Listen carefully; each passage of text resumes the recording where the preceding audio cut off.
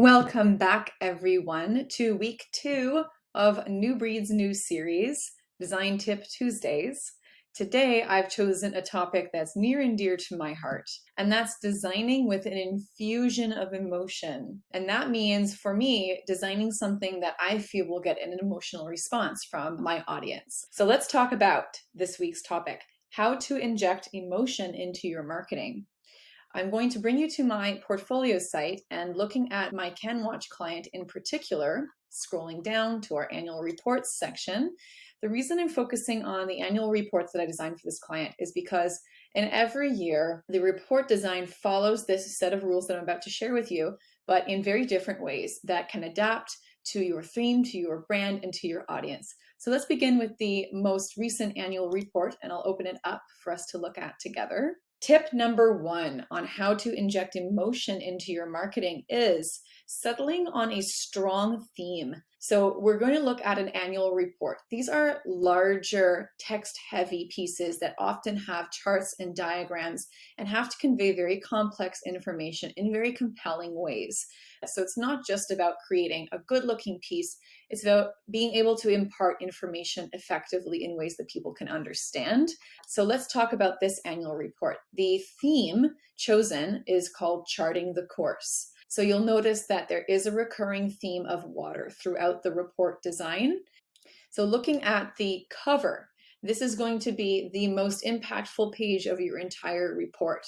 And these rules can apply to so many more things other than just a report cover. This could be your Instagram meme, your sharing graphics, your video thumbnails.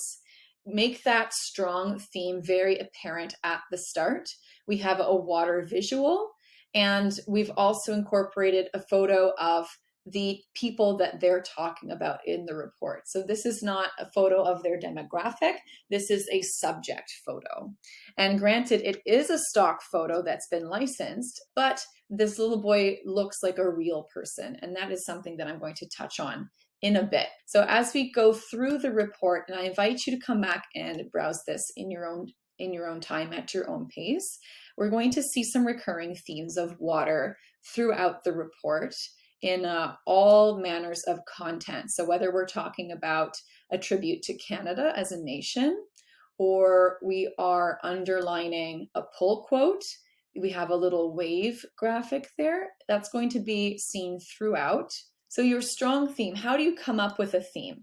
Well, the easiest way is for it to be based on your brand's tagline, or go back to your core values to kind of drum up some inspiration for what your theme should be. And make sure that your recurring visuals throughout your piece refer back to that theme so that it maintains strength throughout the experience. Secondly, we want to feature quality photography of real people. If you're like me and are often limited to diving for stock, then ensure that the models in the photographs are not being featured in many different series by different photographers or in different settings where you see them often in other people's marketing collateral. So look for genuine, original stock photography that isn't very widely used. Get really specific in your search terms. It helps to have a niche demographic. You can find quality photography of real people by searching for the audience you're speaking to, images of those people that are going to receive your message so that they can relate to your message. You can also search for photography that reflects your content or the messages that you're trying to impart, which is what this report is trying to do. You can also seek professional lifestyle shots to be taken of yourself if you are in fact the face of the brand and you're speaking in your messaging. And when you are looking for stock photography, I highly recommend looking for engaging photos of positive people with positive emotions, with faces directly facing the camera, if possible, and either candid or with eye contact. It depends on the situation. For instance, this is a candid shot. You can't really tell much from the mask on her face, but that was also an important detail due to speaking to COVID. But this is direct eye contact here, and then we've got some really positive emotion coming out of this little boy, even though it's a more candid shot.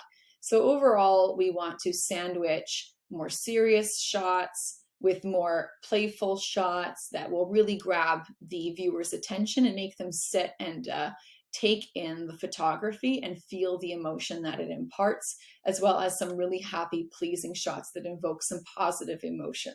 For my third tip, you're going to want to create hierarchy using typography within your marketing collateral. And that means highlighting really impactful phrases and pieces of your messaging that you want to resonate with people. And then creating a hierarchy of type styles, whether that means going from bold to less bold, or maybe large text to smaller text, or using fun graphic details like this squiggly line underline that I'm using for pull quotes and making that a recurring theme so that visually the reader's eye goes to these objects first, takes in that most impactful message before continuing on into the body of the content.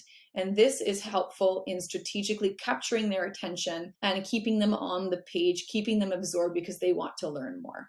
And finally, please, if you're in love with your brand, which you should be, infuse it into the design. You'll notice that on every single spread, I've incorporated a form of the CanWatch logo into the design in the form of these screened leaf croppings or a gradient of their brand colors, and especially use of their fonts.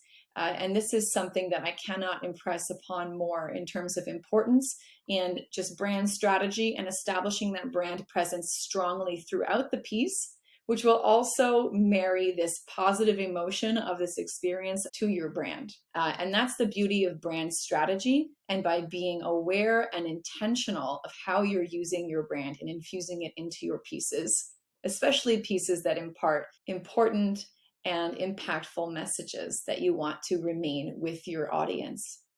Thank you for joining me yet again for another Design Tip Tuesday. And if you have any comments or questions or topics that you want to hear about from a designer, hit me up at milena@newbreed.design or visit my website, newbreed.design. I look forward to hearing from you.